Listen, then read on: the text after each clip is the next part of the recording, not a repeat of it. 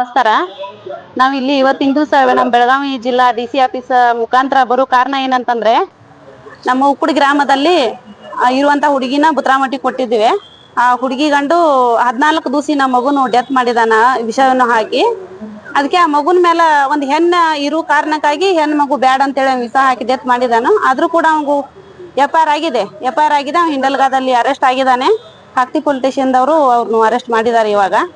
ಆದ್ರೂ ಕೂಡ ಮತ್ತೆ ಅವರು ಮನೆ ಕುಟುಂಬದವರೆಲ್ಲ ಈ ಆರೋಪಿಗಳು ಎಲ್ಲ ಕೂಡ ಕೂಡಿ ಅವ್ರ ಜೊತೆಗೆ ಓಡಾಡ್ತಾ ಇದ್ದಾರೆ. ವಕೀಲರನ್ನ ಕರ್ಕೊಂಡು ಕೋರ್ಟ್ದಲ್ಲಿ ಓಡಾಡೋದು, ಆಮೇಲೆ ಜಾಮೀನ್ಗೆ ಅವರು ತಯಾರಿ ನಡೆಸಿದ್ದಾರೆ.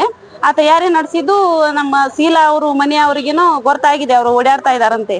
ಅದಕ್ಕೆ ಅವ್ರು ಆಕಸ್ಮಿಕವಾಗಿ ಹೊರಗಡೆ ಬರಬಾರ್ದು ಅಂತ ಹೇಳಿ ಅವ್ರಿಗೆ ಒಂದು ಅನುಮಾನ ಯಾಕೆ ನಮಗೆ ಅಂತೇಳಿ ಈಗ ನಾವು ಕಮಿಷನರ್ ಅವರಿಗೆ, DC ಸಾಹೇಬರಿಗೆ ಎಲ್ಲರಿಗೂ ಕೂಡ ಮನವಿ ಕೊಟ್ಟು ಅವ್ಗೆ ಇನ್ನೂ ಮತ್ತಷ್ಟು ಕಠಿಣವಾದ ಶಿಕ್ಷೆ ಆಗ್ಲಿ ಅಂತ ಹೇಳಿ ಕೇಳ್ಕೊಬೇಕಂತ ಬಂದಿದ್ದೇವೆ. ಮತ್ತಿಷ್ಟ ಉಕ್ಕುಡಿ ಗ್ರಾಮದಸ್ಥರು ಎಲ್ಲರೂ ಬಂದಿದ್ದಾರೆ. ಶಿವಾಜಿ ಕಂಗನೇಕರ್ ದಾದವ್ರು ಬಂದಿದ್ದಾರೆ, NR ಲಾತೂರ್ ಸರ್ ಅವ್ರು ಬಂದಿದ್ದಾರೆ, ಸಿದ್ಗೌಡ ಮೋದಿಗೆ ಅವರು ಸರ್ ರೈತ ಸಂಘಟನೆ ರಾಜ್ಯಾಧ್ಯಕ್ಷರು ಬಂದಿದ್ದಾರೆ.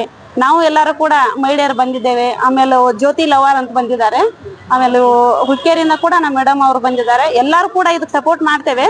ಯಾವ್ದೇ ಕಾರಣಕ್ಕಾಗಿ ಅವ್ನು ಹೊರಗೆ ಬರೋ ವ್ಯವಸ್ಥಾನ ಮಾಡಿದ್ರೆ ಹೊರಗೆ ಬಂದ ಬಳಕಾರ ಕೂಡ ನಾವು ಕೂತು ಎಲ್ಲಾ ಮಹಿಳೆಯರು ಪ್ರತಿಭಟನೆಯನ್ನು ಮಾಡ್ಬೇಕಂತೇಳಿ ಎಲ್ಲರೂ ಮಾತಾಡ್ಕೊಂಡಿದ್ದೇವೆ. ಅವ್ಗೆ ಹೊರಗೆ ಬರಕ್ಕೆ ಯಾವುದೇ ರೀತಿ ಅವಕಾಶ ಕೊಡಬಾರ್ದಂತ ಸರ್ಕಾರಿಯಲ್ಲಿ ಮನವಿ ಮಾಡ್ಕೋತಾ ಇದ್ದೀವಿ. ನಮಸ್ಕಾರ.